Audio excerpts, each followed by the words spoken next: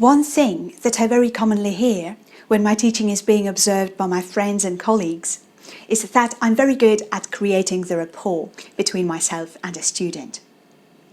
With that in mind, many of my colleagues very often ask me a question. To which degree is it acceptable to treat your student as a friend?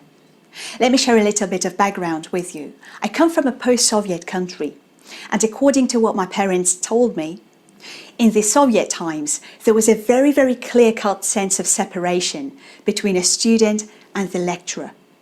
The lecturer would be on the pedestal, they would express the material, just like a leader would to their public.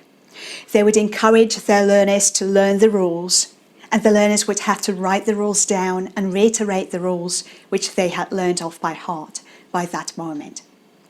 Then we had a pendulum swing, and in the year 2000, schools of conversational English started emerging, and we got this massive boom in the communicative approach, where many teachers would adopt this style of teaching where they would treat their student on first-name terms. And obviously, in comparison with the post-Soviet situation, this was treated with enthusiasm on a student's end. It was great to finally have a teacher who was a human being who you could relate to, who you could click with. And this was very pleasurable. This was very conducive to learning.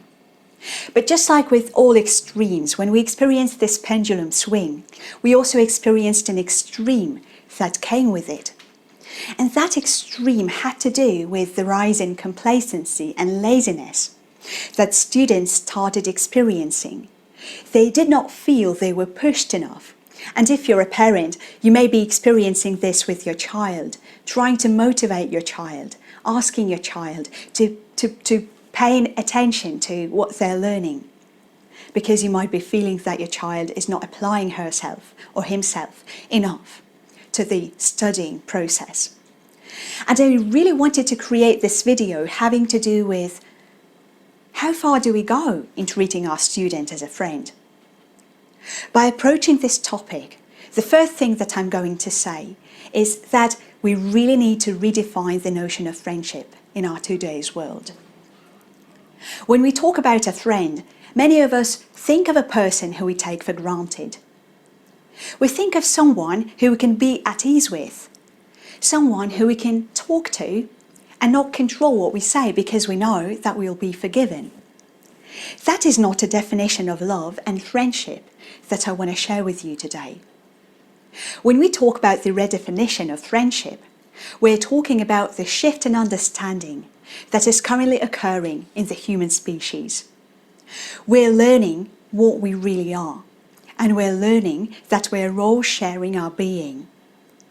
And coming from this understanding that you and I are sharing our being, it's becoming apparent to me that I cannot hurt you without hurting myself too.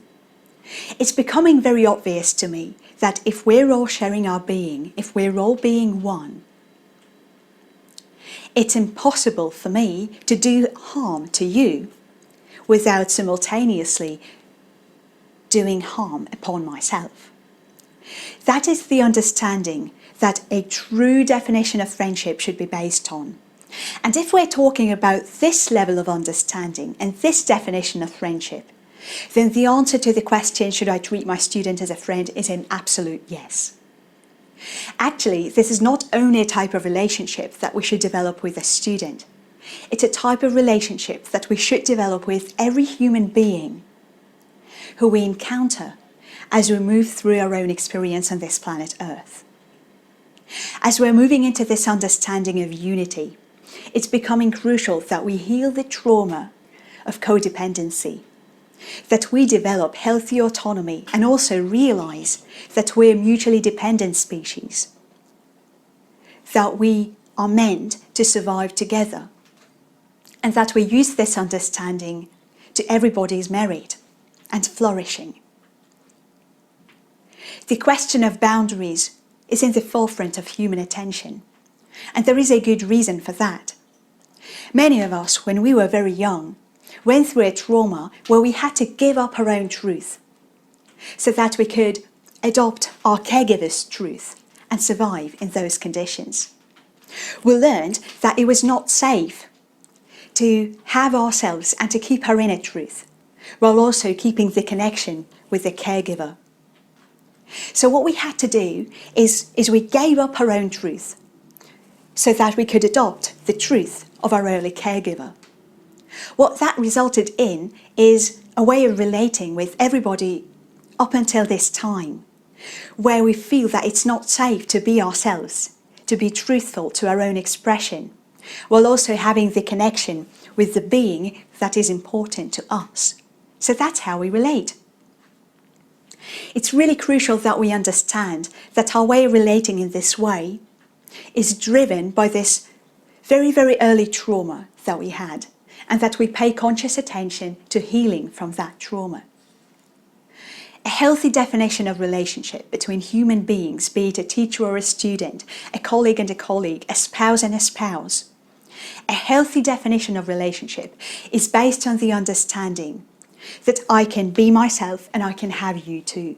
I can have you in your whole truth without you having to mold yourself or forge yourself into a specific way of being so that you can keep a connection with me.